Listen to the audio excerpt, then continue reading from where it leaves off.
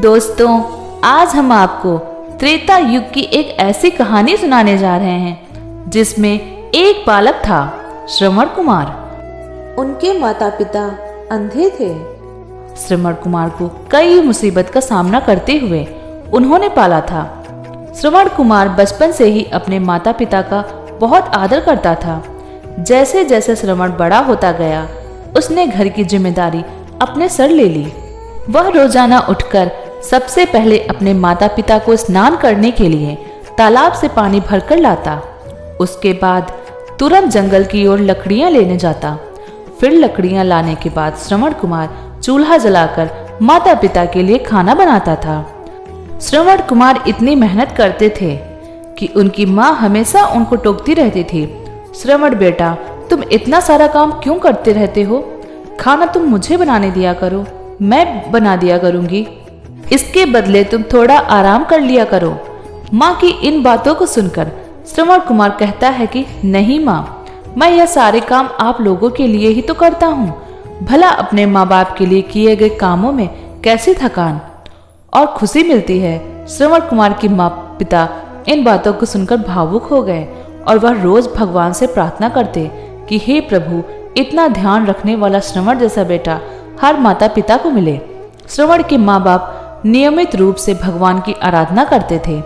वह उनके लिए फूल, पूजा की अन्य सामग्री लाता, फिर खुद भी माता पिता के साथ पूजा में शामिल हो जाता।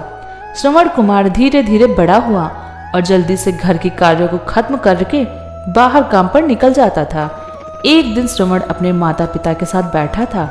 तभी उन्होंने श्रवण से कहा, बेटा, तुमने हमारी हर इच्छा को पूरी किया है। अब हमारी केवल एक ही इच्छा है जिसे हम पूरा करना चाहते हैं। श्रवण ने उनसे पूछा, ऐसी कौन सी इच्छा है आपकी जिसे आप पूरा करना चाहते हैं? आप केवल आदेश दें, मैं आपकी हर इच्छा को पूरा करूंगा।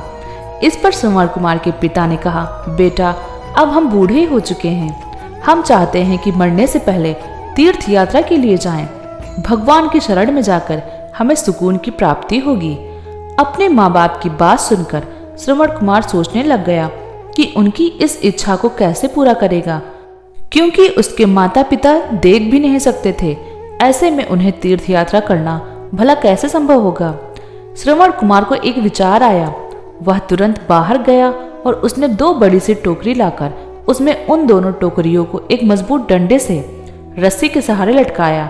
एक बड़ा सा तराजू बनाकर फिर उस तराजू में अपने माँ बाप को बारी बारी से गोद उठाकर बैठाया। उसके बाद तराजू को कंधे पर लेकर उन्हें तीर्थ यात्रा लेकर चला गया। वह लगातार कुछ दिनों तक अपने माता पिता की एक के बाद एक सभी तीर्थ स्थलों को घुमाने लगा। इस तरह श्रवण कुमार ने अपने माता पिता को प्रयाग से लेकर काशी तक के दर्शन कराए। माता पिता घूमते घूमते श्रवण कुमार उन जगहों के बारे में भी बताता था, क्योंकि आंखों से वह दृश्य देखा नहीं जा सकता था। अपने बेटे की मेहनत देखकर माता पिता बहुत खुश थे। उन्होंने एक दिन श्रवण से कहा, बेटा, हम देख नहीं सकते, लेकिन कभी भी हमें इस बात का दुख नहीं हुआ। तुम हमारे लिए हमारी आंखें हो।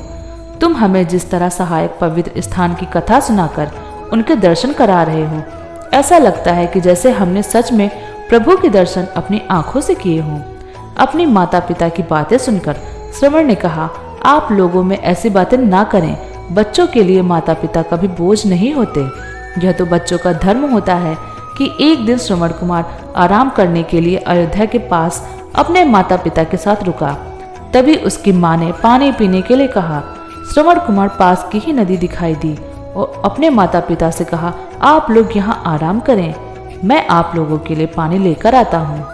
नदी के पास श्रवण कुमार कमंडल में पानी भरने लगा।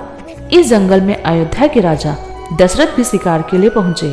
पानी में हलचल की आवाज सुनकर उन्हें लगा कि कोई जानवर पानी पीने आया है। उन्होंने बिना देखे केवल आवाज सुनकर ही अपना तीर चला दिया। दुर्भाग्य से वह श्रवण कुमार को लग गया। तीर लगते ही वह चीख पड़े। इसके बाद राजा दशरथ जब अपने शिकार को देखने पहुंचे तो वहां श्रवण था। वह तुरंत श्रवण के नजदीक पहुंचे और कहा, मुझसे बहुत बड़ी भूल हो गई, मुझे माफ कर दीजिए। मुझे बिल्कुल नहीं पता था कि यहाँ कोई मानव होगा। मैं इस गलती का पश्चाताप करने के लिए क्या करूं कि तुम मुझे माफ कर दो। तभी श्रवण ने कहा, यहाँ से थोड़ी दूर जंगल में मेरे माता पिता बैठे हैं, उन्हें काफी देर से प्यास लगी है, आप उन तक पानी पहुंचा दीजिए और मेरे बारे में उन्हें कुछ भी मत बताना। इतना कहते कहते श्रवण कुमार की सांस रुक गई। श्रवण कुमार की मौत से राजा दशरथ सुन्न पड़ गए। किसी तरह वह श्रवण कुमार के बताए अनुसार जल लेकर उनके माता पिता के पास गए और श्रवण कुमार के माता पिता अपने बेटे की आहट को अच्छे से पहचानते थे। तब राजा दशरथ उनके करीब पहुंचे तो उन्होंने आश्चर्य से पूछा, तुम कौन हो, यहाँ क्यों आए हो, हमारे श्रवण को क्या हुआ, वह क्यों नहीं आया। राजा दशरथ ने उनके सवालों का जवाब नहीं दिया और चुपचाप उनकी तरफ पानी बढ़ा दिया। तभी श्रवण कुमार की मां ने चिंतित स्वर में कहा कि तुम कौन हो, मेरा बेटा कहाँ है, यह बताते क्यों नहीं हो। ये बात सुनकर राजा दशरथ ने श्रवण की मां से कहा, मुझे माफ कर दीजिए, शिकार करने के लिए मैंने जो तीर चलाया वह सीधा आपके बेटे श्रवण को लगा। उसने मुझे आप लोगों के बारे में बताया, इसलिए मैं यहाँ पानी लेकर चला आया। इतना कहकर राजा दशरथ चुप हो गए। राजा दशरथ की बात सुनकर श्रवण की मां जोर जोर से रोने लगी। उन दोनों ने अपने बेटे की मौत के गम में राजा दशरथ के लाए हुए पानी को हाथ तक नहीं लगाया। श्रवण के पिता ने तभी राजा दशरथ को पुत्र वियोग का श्राप दिया। कुछ ही देर में श्रवण के माता पिता ने अपने प्राण त्याग दिए। कहा भी जाता है कि श्रवण कुमार के माता पिता का श्राप परिणाम स्वरूप ही राजा दशरथ को अपने पुत्र भगवान राम से दूर रहना पड़ा। श्रवण के माता पिता की तरह राजा दशरथ भी अपने बेटे से दूरी को बर्दाश्त नहीं कर पाए और उन्होंने भी प्राण त्याग दिए। हमें अपने माता पिता की सेवा श्रवण कुमार की तरह ही निस्वार्थ भाव से करनी चाहिए। यह हमारा सबसे बड़ा कर्तव्य है। दोस्तों, आपको यह जानकारी कैसी लगी कमेंट बॉक्स में जरूर बताएं और हमारी वीडियो को लाइक करें और चैनल को सब्सक्राइब करें। धन्यवाद।